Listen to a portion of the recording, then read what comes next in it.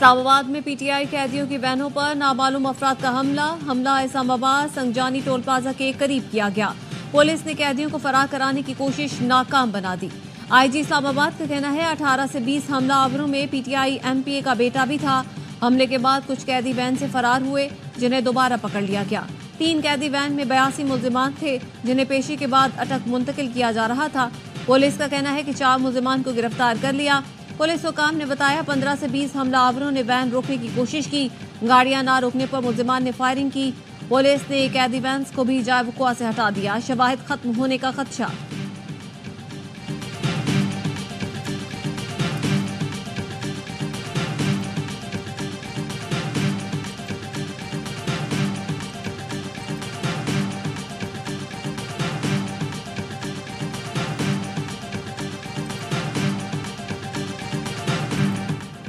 तहरीके इंतशार के कारकुनान ने कैदी वैन्स पर हमला किया। मुल्जिमान को अटक जेल ले जाया जा रहा था। टोल प्लाजा के करीब जब गाड़ियों की रफ्तार कम हुई तो हमला किया गया। कैदियों को फरार करने की कोशिश की गई। वजीर इत्तलात ततारड़ कहते हैं कैदी वैन्स पर हमला सोचा समझा मंसूबा था, जिसकी तैयारी पहले से थी। 4 गिरफ्तार मुल्जिमान में पीटीआई एमपीए लियाकत का बेटा भी शामिल है। हमला आवरों की 2 गाड़ियां और असला तहवील में ले लिया। 19 फरार मुल्जिमान को दोबारा गिरफ्तार कर लिया गया। पीटीआई का रद्द-ए-अमल मुज़ैका खेज है। टोल प्लाजा की सारी सीसीटीवी फुटेज मौजूद है। एमपीए के बेटे समेत मंसूबा साजों के खिलाफ सख्त कार्रवाई होगी। ये एक टेस्ट केस है। मुल्जिमान को मिसाली सजा दी जाएगी।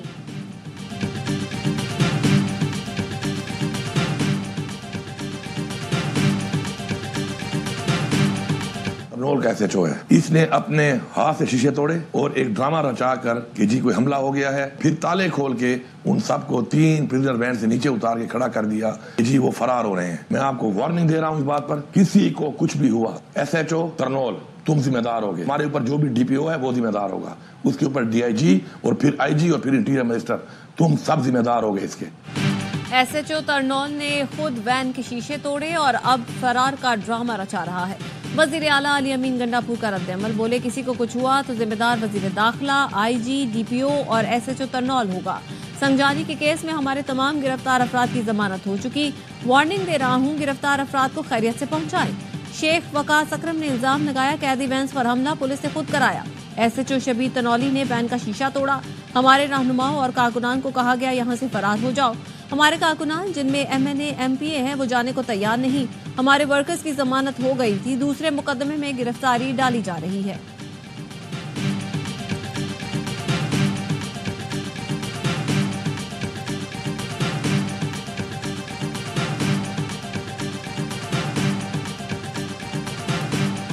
लखी मरवत में ख्वारिज का नमाज मगरिब के दौरान मस्जिद पर हमला, कैडेट आरिफुल्लाह शहीद हो गए। आईएसपीआर का कहना है कैडेट आरिफुल्लाह ने बहादुरी से लड़ते हुए कई नमाजियों की जानें बचाईं। 19 साल के आरिफ पाकिस्तान मिलिट्री एकेडमी काकुल में जेर तरबियत थे। छुट्टी पर आबाई शहर लखी मरवत आए थे। दियाए खान के इलाके दराजिंदा में चेक पोस्ट पर हमला, फ्रंटियर कांस्टेबलरी के 10 जवान शहीद और 3 जख्मी हो गए। जवानों ने जाने निछावर करके खारजी दहशतगर्दों का चेक पोस्ट पर हमला नाकाम बनाया। बन्नू में पुलिस मोबाइल पर दहशतगर्दों का हमला, एसएचओ समेत 2 एहलकार शहीद, ड्राइवर जख्मी। बन्नू कैंट में पुलिस मोबाइल वैन पर दहशतगर्दों का हमला, फायरिंग के तबादले में 2 दहशतगर्द मारे गए।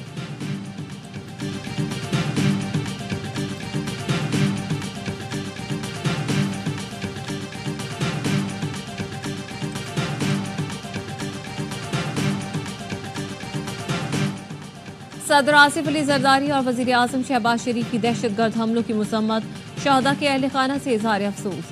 वजीर दाखिला मोहसिन नकवी ने कहा अमन के लिए शहदा की कुर्बानियों का कर्ज नहीं उतार सकते।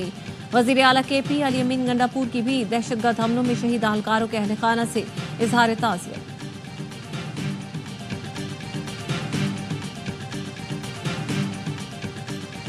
बानी पीटीआई की बहनों अलीमा खानम और उज़मा खान को डिस्ट्रिक्ट जेल जेहलुम से रिहा कर दिया गया। रिहाई के रोपकार लेकर सरकारी एहलकार डिस्ट्रिक्ट जेल जेहलुम पहुंचा, जिसके लगभग 3 घंटे बाद रिहाई अमल में आई। अलीमा खान का बेटा, बहन नौरीन न्याजी, वुकला पैनल और पीटीआई कारकुन जेल के बाहर मौजूद थे। डी चौक एहतजाज केस में बानी पीटीआई की बहनों की जमानतें मंजूर हुई थी। सेनेटर फैसल वाडा कहते हैं, कहा था बानी पीटीआई की बहनों की रिहाई के लिए कोशिश करूंगा। बिकाऊ पीटीआई लीडरशिप इनकी बहनों को एक बार भी पूछने जेल नहीं गई।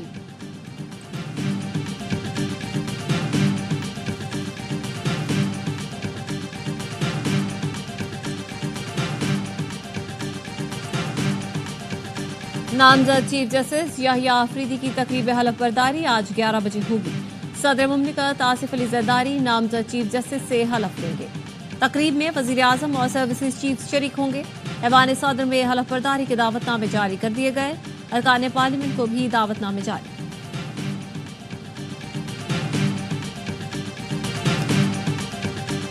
काजी ईसा साहब चले गए, लेकिन दुनिया इस बात को जरूर याद रखेगी कि उनका रोल क्या था। के आने के बाद हम ये तवक्को कर रहे थे कि वो सुप्रीम कोर्ट में डिवाइड खत्म करेगा।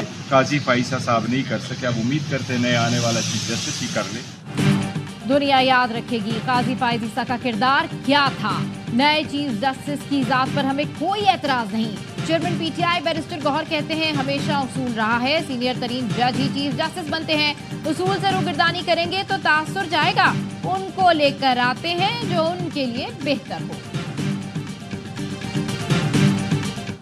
27वीं तरमीम नहीं आने देंगे, भरपूर मज़ाहमत करेंगे। हुकूमत में जाने का कोई इरादा नहीं। कौमी हुकूमत की किसी तजवीज़ का इल्म नहीं। जमीयत उलमा इस्लाम के सरबराह मौलाना फजल रहमान कहते हैं, इंतखाबात गलत हुए, दोबारा होने चाहिए।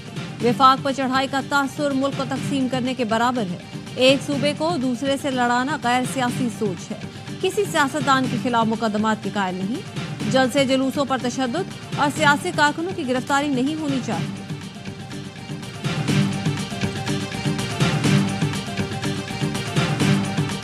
हुकूमत के पांव के नीचे से जमीन निकल रही है। बुशरा बीबी की रिहाई किसी डील का नतीजा नहीं, उन्हें महफूज मकाम पर मुंतकिल कर दिया है। महबूब कायद भी जल्द हमारे दरमियान होंगे। कौमी असम्बली में अपोजिशन लीडर उमर अयूब की सरगोधा में गुफ्तगू। कायद नून लीग के बैरून मुल्क रवानगी पर कहा, नवाज शरीफ के प्लेटलेट्स गिर गए होंगे, इसलिए लंदन जा रहे हैं।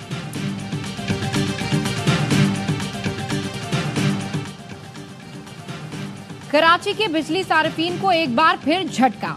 नेपरा ने कराची के लिए बिजली 3 रुपए 3 पैसे फी यूनिट मजीद महंगी कर दी। कीमतों में इजाफा जुलाई की माहाना एडजस्टमेंट में किया गया। के इलेक्ट्रिक सार्फिन से इजाफी वसूली दिसंबर के बिलों में करेगी। दिन के बाद बॉलिंग भी शानदार, पाकिस्तान की जीत की राह हमवार। पिंडी में पाकिस्तानी स्पिनर्स का जादू सर चढ़कर बोलने लगा। इंग्लैंड के टॉप 3 ने दूसरी इनिंग्स में भी हथियार डाल दिए। नुमान और साजिद ने इंग्लिश बैटर्स को बेबस कर दिया।